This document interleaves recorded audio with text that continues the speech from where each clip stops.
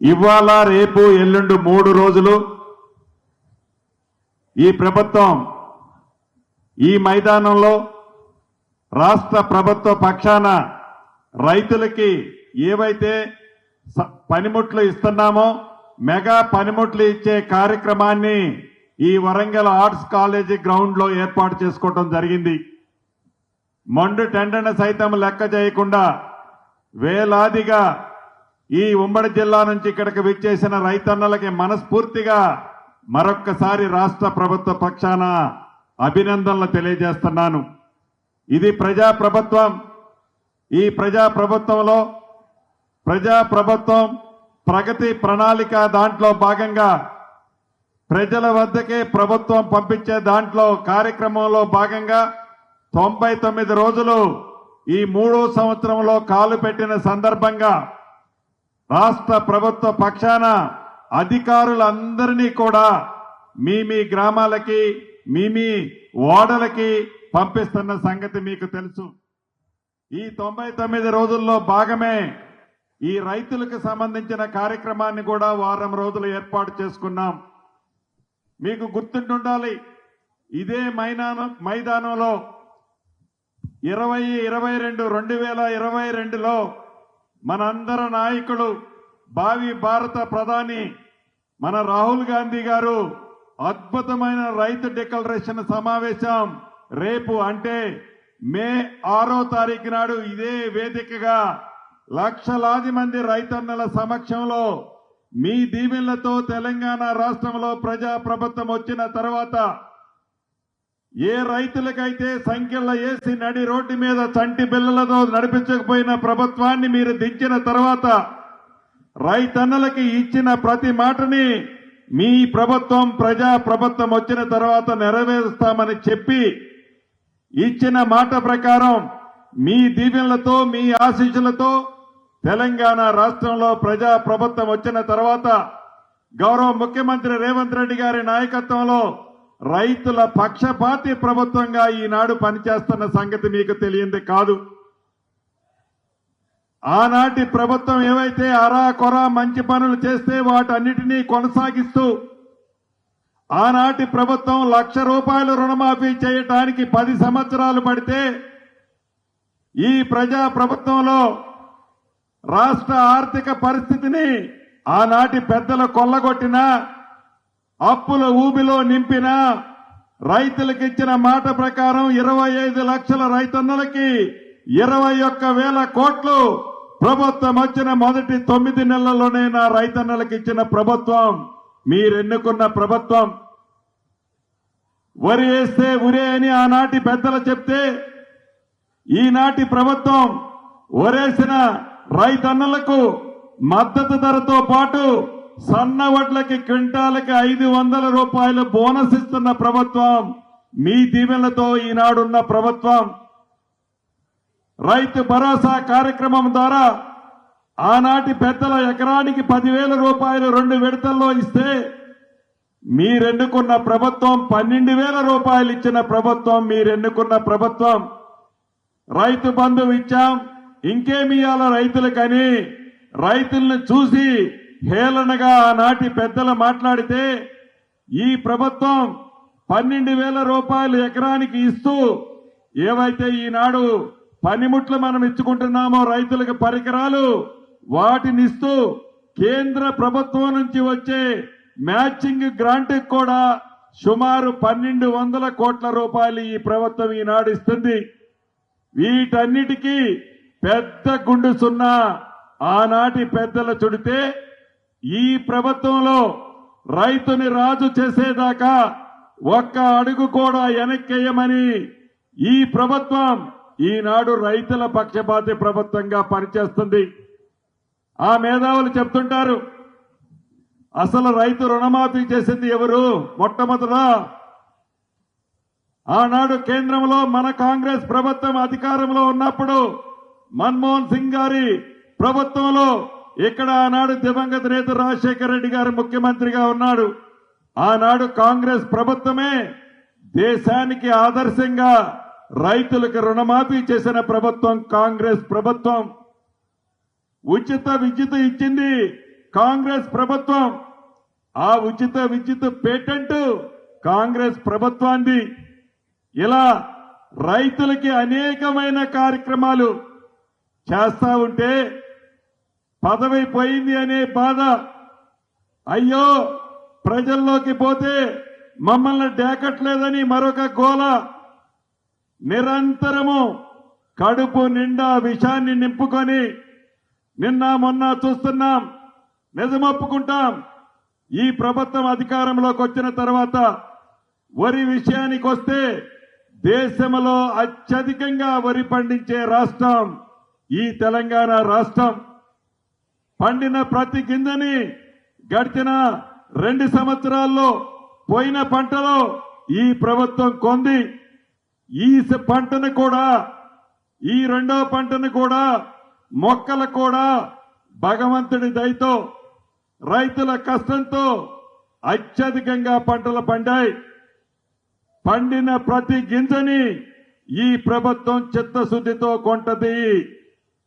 దాన్ని కూడా రాజకీయ రంగు పులుముతూ కళ్ళాల దగ్గరకు పోయి ఓట్లేంటో తెలియని నాయకులు దోశల్లో పట్టుకొని సినిమాల్లో ఫోజులు ఇస్తున్నట్లు ఫోజులిచ్చి ఆ గులాం పేపర్లో 1,00,00,000 కోట్లు దోచుకున్నారు అని వారే స్వయంగా అన్నారు.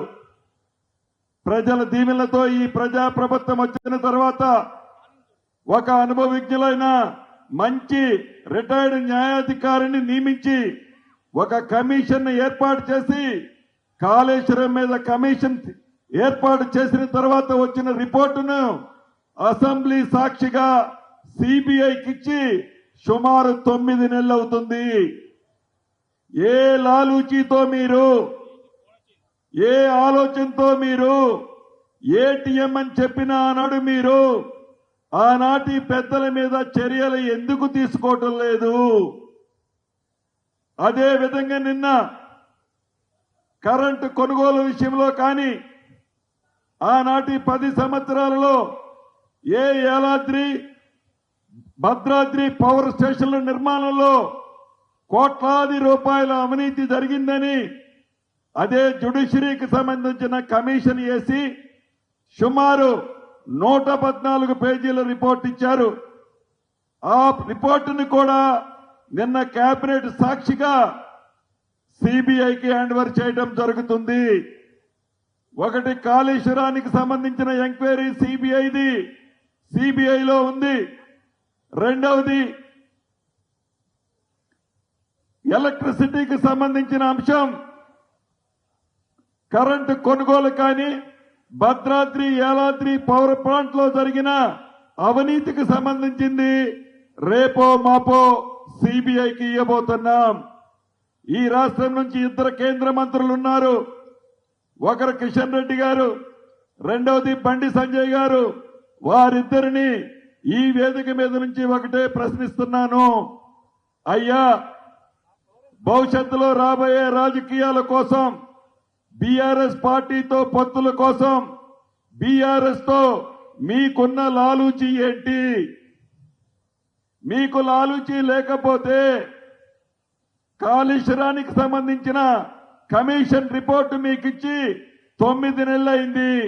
ఎందుకు మీ గవర్నమెంట్ లో పెట్టుకున్నారు? అదే విధంగా కరెంటు కొనుగోళ్లు భద్రాద్రి యాదాద్రి పవర్ ప్లాంట్ లో జరిగిన అవినీతి కేంద్ర ప్రభుత్వ సంస్థలు కొన్ని దాంట్లో పనిచేశాయి.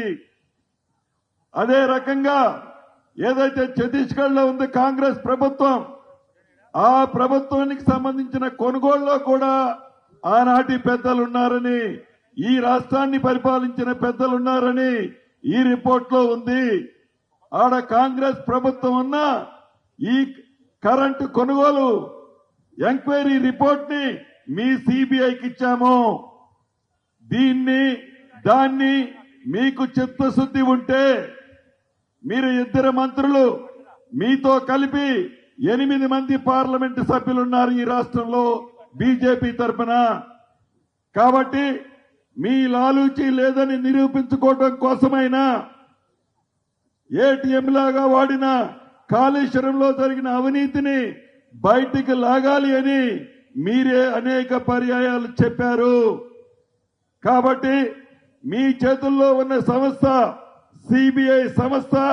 ఈ సిబిఐ సంస్థ ద్వారా ఈ 2 కేసుల్ని ఎమ్మటే విచారణ చేసి దోషులు ఎంత పెద్దవారైనా ఏ లాలూచీలు లేకుండా వారిని అరెస్టు చేయాలని, వారిని శిక్షించాలని, వారు దోసుకున్న సొమ్ము తెలంగాణ రాష్ట్ర పేద ప్రజలది. ఆ సొమ్ముని తిరిగి పేద ప్రజలకి పంచే దాంట్లో మీ సంస్థలు పని చేయాలని కూడా ఈ వేదిక ద్వారా వారిని ప్రశ్నిస్తున్నాను. చివరగా మీకు చెప్పదలుచుకున్నది ఒక్కటే, ఇది రైతుల ప్రభుత్వం. కల్లవల్లి మాటలు చెప్పే నాయకులు, ముసల కన్నీరు కార్చే నాయకులు, వారు అధికారంలో ఉన్ననాడు పేదవాడి కష్టాలు తెలియని ప్రభుత్వాలు, నాయకులు మీ దగ్గరికి వచ్చి కల్లవల్లి మాటలు చెప్తున్నారు.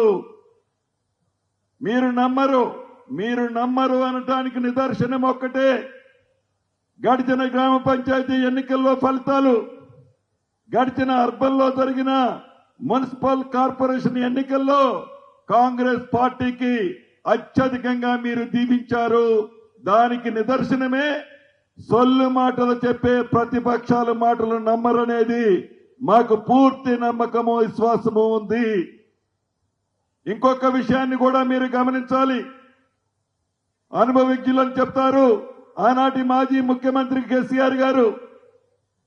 మీ అనుభవాన్ని ఏ రోజైనా అసెంబ్లీకి వచ్చి తెలంగాణ ప్రజల పక్షాన, రైతుల పక్షాన, ఆడబిడ్డల పక్షాన, నిరుద్యోగ తమ్ముళ్ల పక్షాన, విద్యార్థుల పక్షాన, ఎస్సీ ఎస్టీ మైనారిటీ సోదరులు, బీసీ సోదరుల పక్షాన ఎప్పుడైనా సూచనలు గాని సలహాలు గాని ఇచ్చారా? నెలకి జీతం అయితే టెన్షన్ గా తీసుకుంటారు. ప్రతిపక్ష నాయకుడి బాధ్యతలు మీరు నిర్వహించరు. ఇంట్లో ఉంటారు, మీ తొత్తులను పంపిస్తారు. ప్రజలని ఏ రకంగా మభ్యపెట్టాలని తాపత్రయపడతారే తప్ప ప్రజల కష్టాలు, ప్రజల బాధలు పట్టించుకొని మీరు మళ్ళీ మేమే అధికారంలోకి వస్తామని, మళ్ళీ మేము అధికారంలోకి వస్తే మరొక యుగాన్ని చూపిస్తామని సొల్లు మాటలు చెప్పటం తప్ప, సొల్లు పురాణాలు వినిపించటం తప్ప మీరు ప్రజలకు చేసేది ఏంటో ఒక్కసారి మీరే ఆత్మ పరిశీలన చేసుకోవాలి. నిరంతరము ప్రజల మధ్యనే ఉంటూ గౌరవ ముఖ్యమంత్రి గారు కానీ, సహచర కేబినెట్ మంత్రులు కానీ, సహచర ఎమ్మెల్యేలు, ఎంపీలు కానీ ఏనాడైనా ఈనాటి ప్రభుత్వంలాగా ఆనాటి ప్రజాప్రతినిధులు మీకు అండగా అందుబాటులో ఉన్నారా లేదో రాష్ట్ర ప్రజలు ఒక్కసారి గుర్తు తెచ్చుకోవాలి. ముఖ్యమంత్రి గారిని చూడాలంటే ఏదో టీవీలో ప్రెస్ మీట్ పెట్టిన రోజు, ఎక్కడో సంవత్సరానికో 2 సంవత్సరాలకో ఏదో ఒక అద్భుతం జరిగితేనో ఆనాడు ముఖ్యమంత్రి గారు కనపడేవారు. ఇక మంత్రుల విషయం చెప్పనక్కర్లేదు. వారి స్వార్థం కోసం, వారి స్వలాభం కోసం, వారి వ్యాపారాల కోసం ఉండారే తప్ప ప్రజల కష్టాలో బాధలో పట్టించుకున్న వాళ్ళు కాదు. చివరికి ఆనాటి మంత్రులకి ఆ ముఖ్యమంత్రి గారి దగ్గర కనీసం మాట్లాడే అర్హత కూడా ఉండేది కాదు. ఈ ప్రభుత్వం అలా కాదు. మీరు దీవించిన ప్రభుత్వం, మీరు ఆశీర్వదించిన ప్రభుత్వం, మీరు ప్రేమగా చూసుకునే ప్రభుత్వం. ఎలానైతే మీ దీవెనలున్నాయో భవిష్యత్తులో కూడా అలానే ఉండే విధంగా ఈ ప్రభుత్వం గౌరవ ముఖ్యమంత్రి రేవంత్ రెడ్డి గారి నాయకత్వంలో ఇప్పుడు కాదు భవిష్యత్తులో కూడా మీ దీవెనలు ఉండే విధంగానే పరిపాలిస్తుందని కూడా మరొక్కసారి మీ అందరికీ తెలియజేసుకుంటూ, ఇంత మండుటెండలో లెక్క చేయకుండా వేలాదిగా లోన ఉడకబోస్తున్నా కూడా వేలాదిగా ఇక్కడికి విచ్చేసిన మీ అందరికీ మరొక్కసారి శిరస్సు వంచి మనస్ఫూర్తిగా అభినందనలు, కృతజ్ఞతలు చెప్తూ సెలవు తీసుకుంటున్నాను.